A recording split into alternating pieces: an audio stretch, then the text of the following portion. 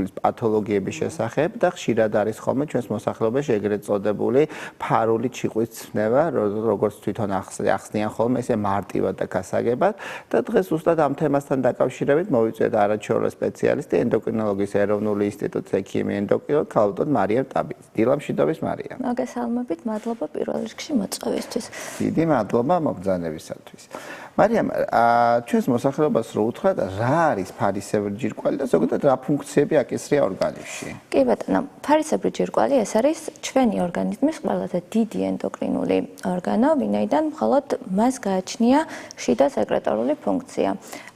ზომით არც თუ ისე დიდი, 15-20 გრამის საშუალოდ ზრდასრულ ადამიანებში, თუმცა მისი მნიშვნელობა ძალიან დიდია, მდებარეობს კისრის წინა ზედაპირზე და შედგება ორი სახის უჯრედებისგან. ეს არის ფოლიკულური და პარაფოლიკულური.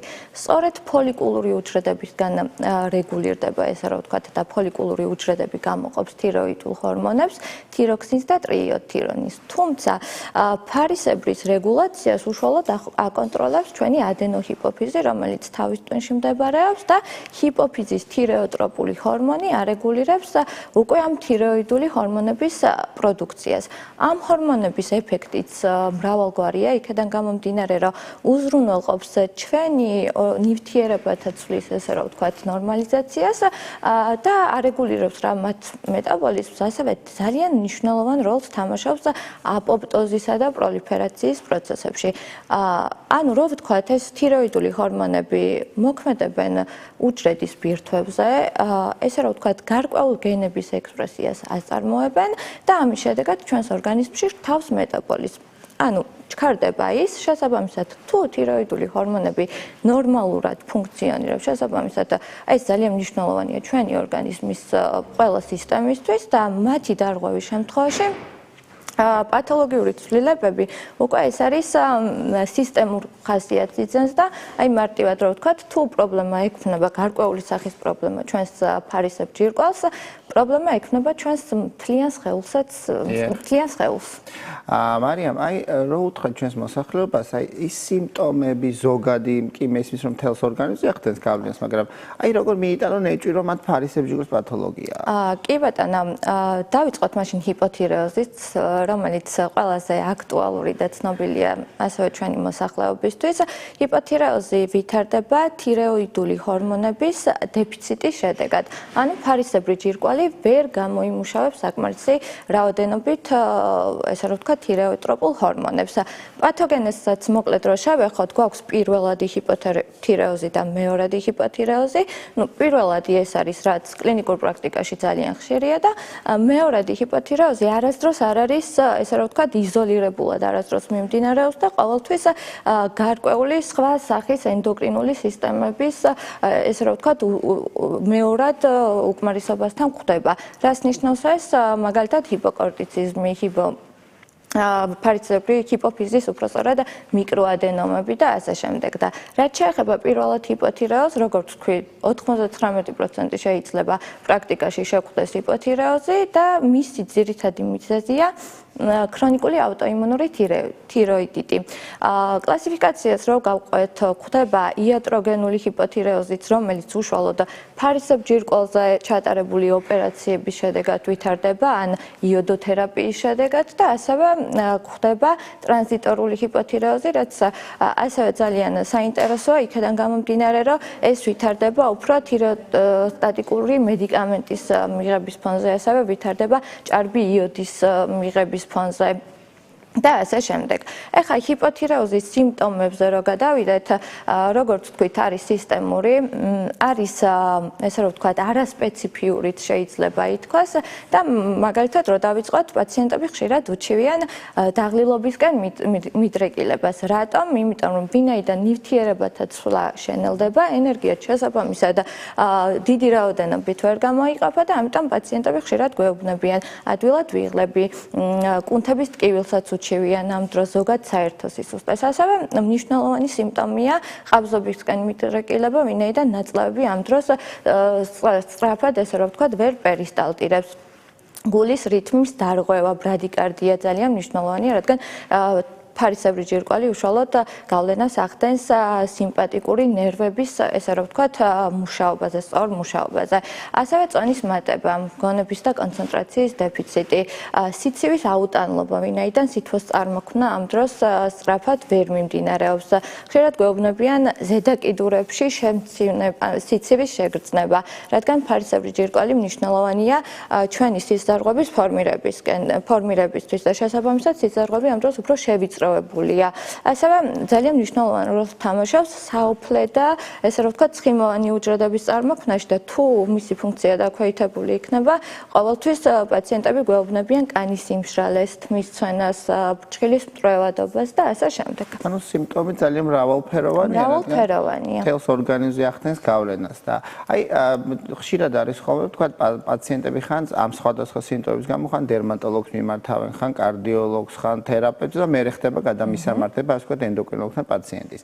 როგორ ხდება დიაგნოსტირება ამ ჰიპოთირეოზის ჩვენ მოსახლეობას ან სკრინინგული ტესტი თუ არსებობს რომ HB მიიტანოს ჩვენმა მოსახლეობამ? კი, რა თქმა უნდა, სკრინინგული ტესტი პირველი ეს არის, როგორც დასაწყისში ვახსენე, თირეოტროპული ჰორმონი, TSH-ი, მაყურებლისთვის უფრო ცნობილი იქნება ეს ფრაზა, მისი განსაზღვრა და უკვე TSH-ი მიგვანიშნებს თუ საით წავიყვანოთ, ესე რომ ვთქვათ, დიაგნოზი. აი სწორედ ვისაუბრეთ ჰიპოთირეოზე, ამ შემთხვევაში TSH-ის მაჩვენებელი მომატებულია და ეს თიროიდული ჰორმონები FT4 და FT3 შეიძლება დაბალი მაჩვენებელი იყოს, თუმცა სრულებით ნორმაა, რომ ნორმალურ მაჩვენებელზე იყოს FT3, FT4.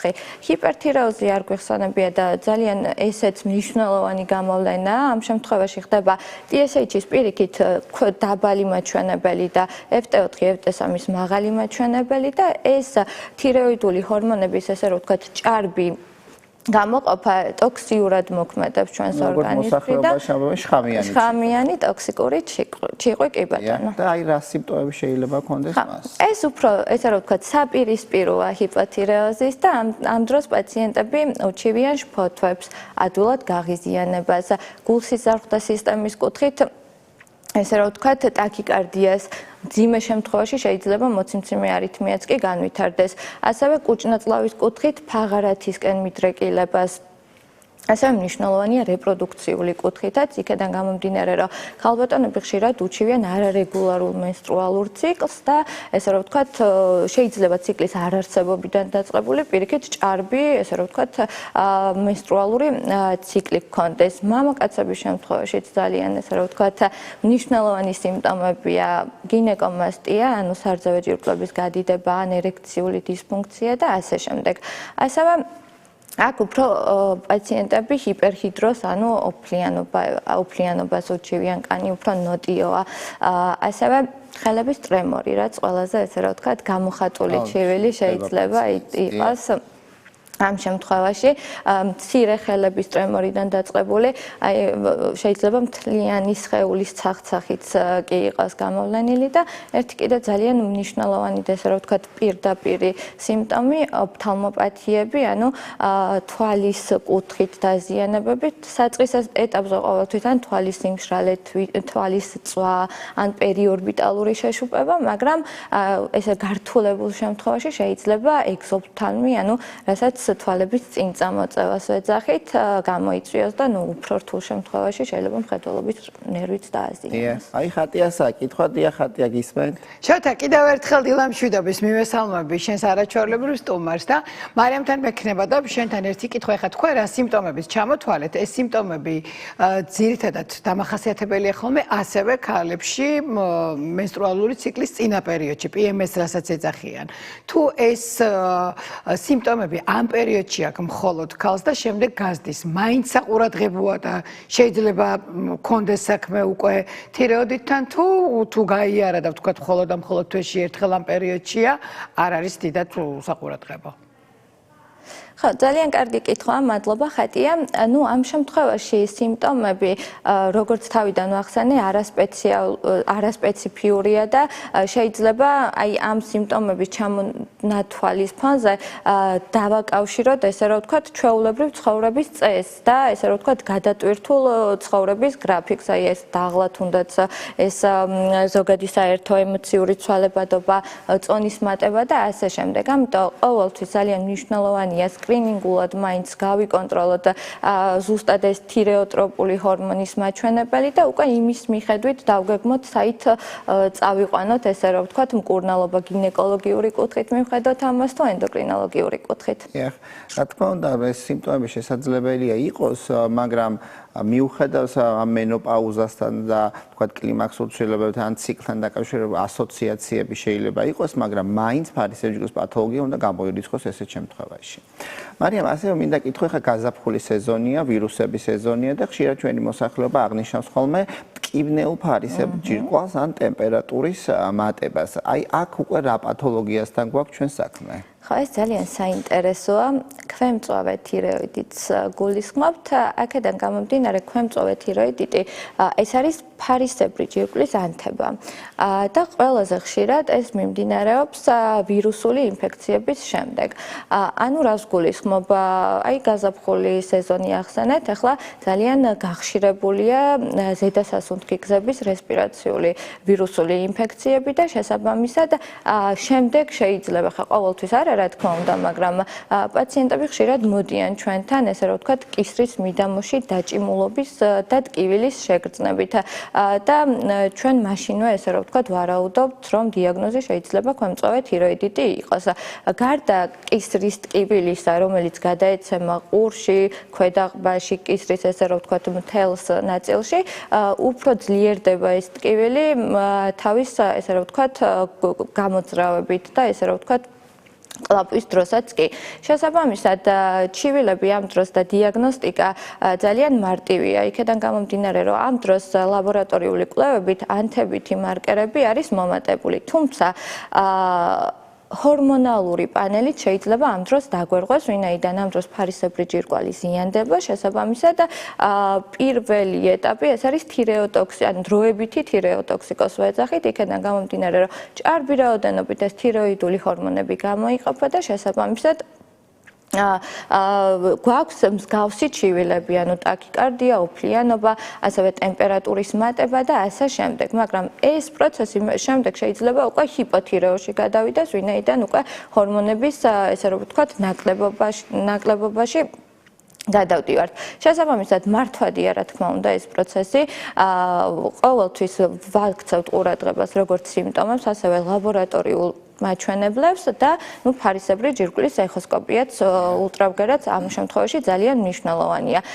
კურნალობის კუთხითაც, ამ კუთხით საწყის ეტაპზე და ჩივილებიდან გამომდინარე ანთების საწინააღმდეგო მედიკამენტები საკმარისია, თუმცა ცოტა რთულ წასულ შემთხვევებში ჰორმონის ჩართვაც შეიძლება საჭირო გახდეს, მაგრამ ეტაპობრივად მკურნალობის ფონზე, რა თქმა უნდა, ეს ფარისებრი ჰორმონების მაჩვენებლებიც, ესე რომ ვთქვათ, ნორმას უბრუნდება. დიახ. ასევე მინდა მარიამ კითხვა, ფარულში ხვდა ჩვენი მოსახლეობა ამს ხოლმე და ძირითადად გულისხმობენ ხოლმე აუტოიმუნ თიროიდიტს, როდესაც ანტისხეულებია მომატებული ფარისებრ ჯირკვლის. აქ რა პათოლოგიასთან გვაქვს საქმე? სუბკლინიკური ჰიპოთირეოზი, რომელიც ეს არის ფარისებრი ჯირკვლის, ესე რომ ვთქვათ, საწყისი დარღვევა. ანუ ამ დროს TSH-ის მაჩვენებელი კი ბატონო მომატებულია, მაგრამ FT4, FT3, ანუ ეს თიროიდული ჰორმონები შეიძლება ჯერ კიდევ ნორმის ფარგლებში დარჩეს. აქ მნიშვნელოვანია ის, რომ პაციენტი ამ დროს შეიძლება არანაირი ჩივილი არ ჰქონდეს და ესე რომ ვთქვათ, უბრალოდ სკრინინგულად გაიკონტროლოს სისხლის ანალიზი და აღმოჩნდეს მცირედად, ესე რომ ვთქვათ, TSH-ის მაჩვენებელი მაღალი. თუმცა მსუბუქი ჩივილები, ეს ადვილად დაღლა ზოგადი საერთო ზონაში მატება, ეს შეიძლება რა თქმა უნდა იყოს, მაგრამ არ ვაქცევდათ ჩვენი ცხოვრების სტილიდან გამომდინარე დიდად ყურადღებას.